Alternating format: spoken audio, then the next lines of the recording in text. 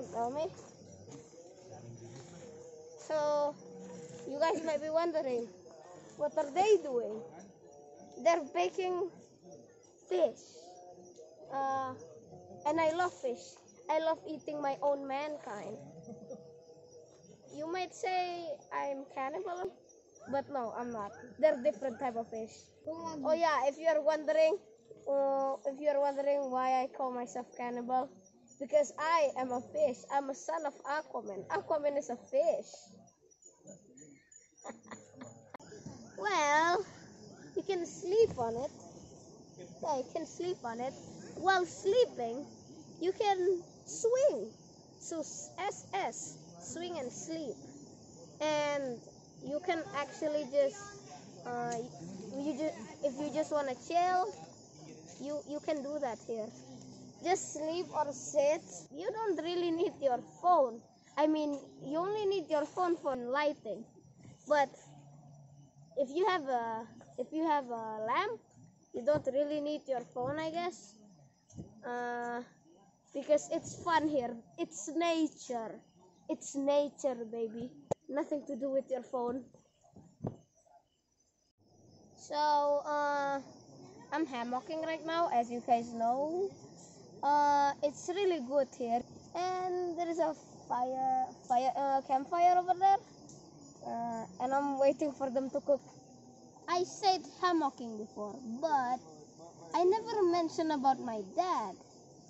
While I do not find him in the forest and the river, without my trident, I cannot do anything. I even need a Land Rover just to get here. Last time, by just using my trident, in 1 second, I can go here, but not anymore. And I don't find my dad.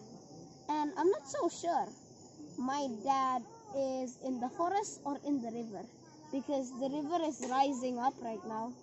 And Aquaman, or let's just say my dad, isn't here. I asked the cameraman, would you help me to find my dad?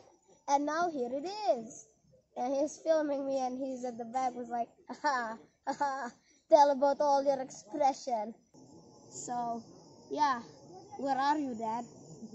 Later, I guess tomorrow, I'm gonna go in the forest with some of this cameraman crew, and because I don't have my trident, I need to go with the Land Rover again. So yeah, I guess have fun.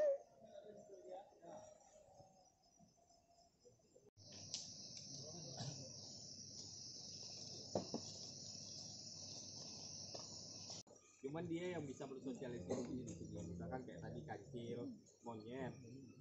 Ya nggak mungkin juga lepasin harimau di sini kan. Nah kitanya yang mungkin agak pindah dari sini. Pertanyaan terakhir, apa yang akan Om lakukan untuk mengantisipasi banjir kayak gini? Oh iya, pertanyaan calon wali kota ini. Debat capres. Oke, terima kasih. Itu waktu Anda 3 menit dari sekarang. Luar biasa tuh. Nah kemarin kita juga udah bahas itu ke teman-teman semua, karena ini memang kejadiannya berulang ya. Setiap bukan setiap bulan ya, setahunnya itu bisa 3 sampai 4 kali keadaan seperti ini. Jadi ini kalau lama-lama kalau kita nggak barrier nih, kita nggak buatkan pelindungnya, itu akan terputus tuh. Nah sama tempat camping kita sekarang ini kalau kita nggak buatkan penahan airnya, nantinya akan runtuh. Nah jalur air sungai ini kan dia masif, jadi dia setiap bulan itu ataupun setiap tahun itu dia berubah tergantung tekanan airnya. Jadi bisa saja di sana yang longsor, bisa jadi sebelahnya yang longsor. Nah aliran sungai itu akan berubah-ubah. Jadi kemarin itu kita udah bahas juga ada beberapa. Salah satunya yang pertama kita buatkan tanggul untuk area-area yang terjangan airnya tinggi ya.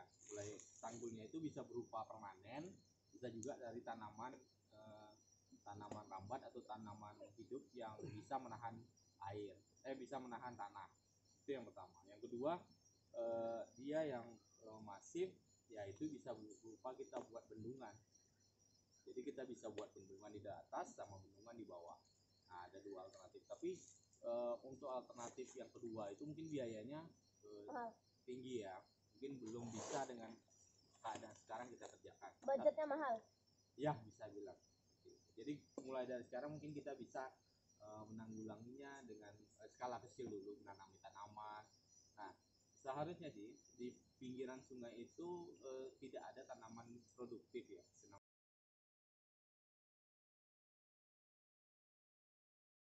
Sebuah tempat wisata ketika dibangun, tentu secara minimal dia harus bisa menghidupi dirinya sendiri atau subsisten, atau lebih baiknya dia menjadi destinasi wisata yang profit dan memberikan dampak ekonomi kepada warga sekitar.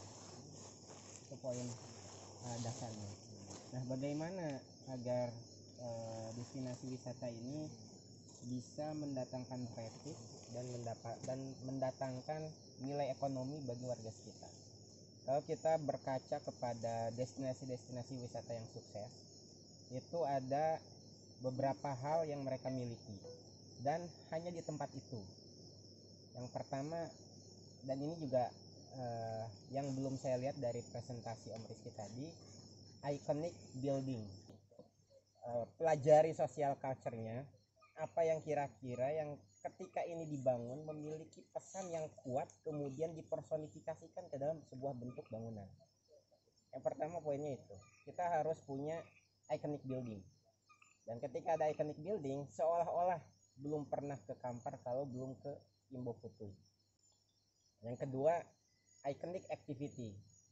Iconic activity ini memang aktivitasnya cuma ada di tempat itu, nggak ada di tempat yang lain.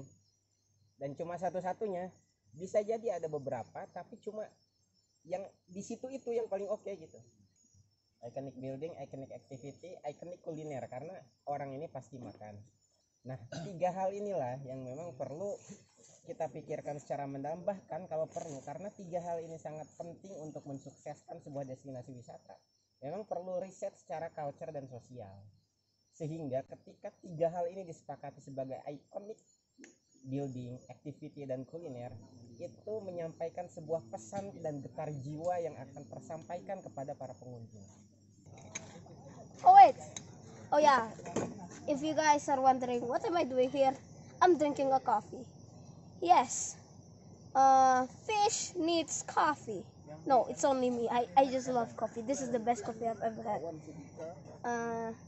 If you taste it and the smell, it was real good. I've never drink something like this before, and yeah, look at this. So yeah, if you guys are asking where to buy, I'm here not to sponsor, because yeah, no sponsor of the video. We're not paid actually. I just love this thing, okay?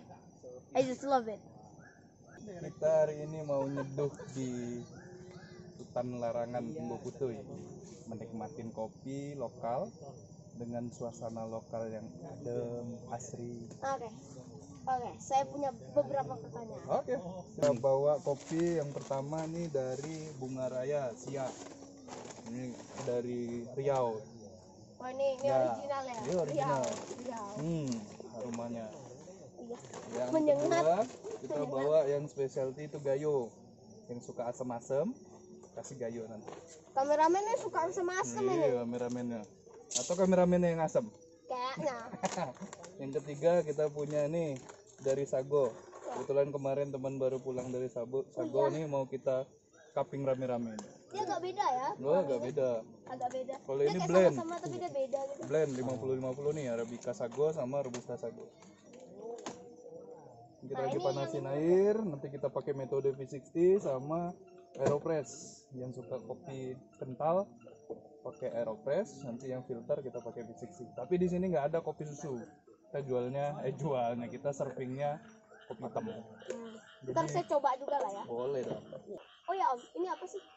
Ini grinder untuk giling kopi, ini kettle untuk manasin, ini serving nanti karena di sini ramai minumnya nanti sudah dipanasin kita masukin ke sini. Jadi ambil sendiri. Selebihnya sih kita pakai kettle biasa, ya alat-alat gunung lah yang tidak ada pecah belah. Nah tapi lebih bagus kita gunain nanti gelas langsung biar tidak mengotorin lingkungan.